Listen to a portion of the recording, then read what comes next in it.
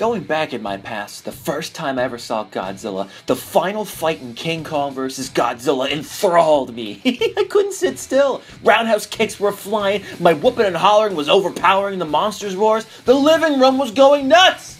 Nuts! But wait, my babysitter has another one? There's more than one? Back-to-back Godzilla movies? Could this babysitter be a goddess? This is amazing! Here's the second Godzilla movie I ever saw. Godzilla vs. Megalon. It confused me at first, seeing Godzilla now as a good guy. In the last movie, he was a bad guy.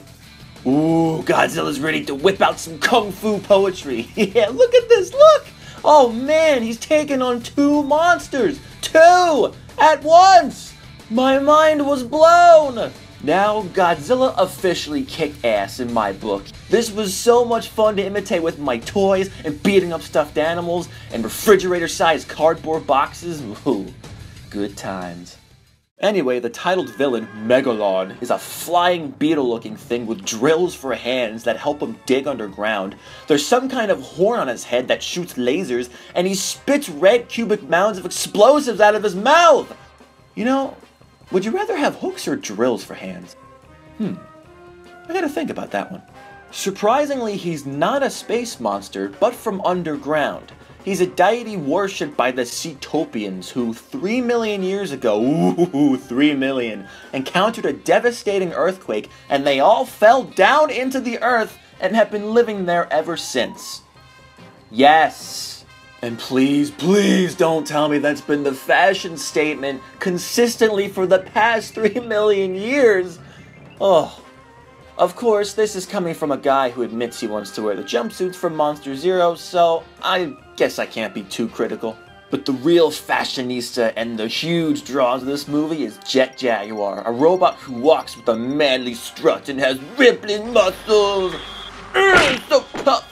Toho wanted to cash in on the Ultraman craze that was booming in the Japanese entertainment industry at the time. So they had a contest for kids to create and name a robot man to be the new star in their movie. And here you go. The winner, created from the mind of a child. That's awesome.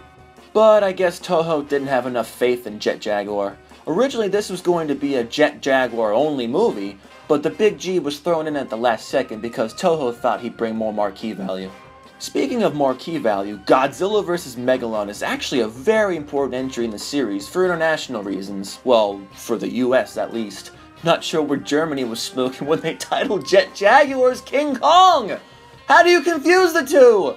And why the US poster has Godzilla and Megalon standing on the Twin Towers in New York City? New York isn't even in the movie! And how'd they get up there to begin with?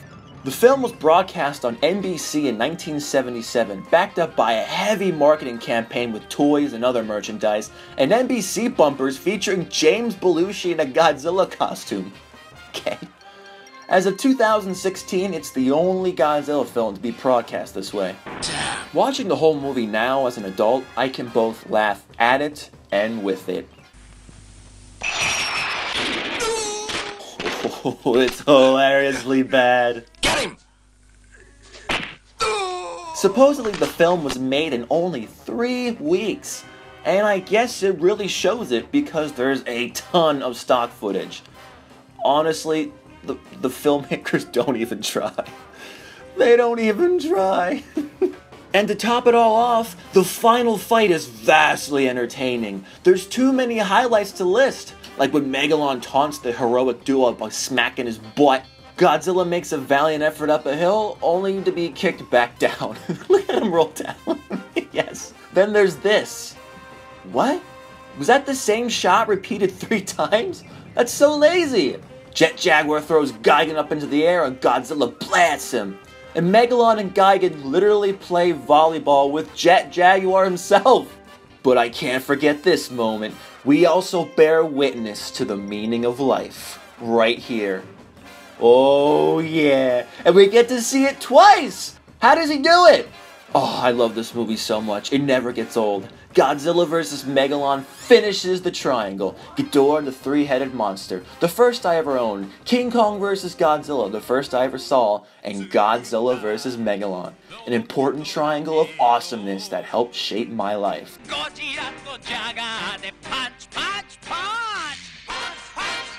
Man, what a hot beat.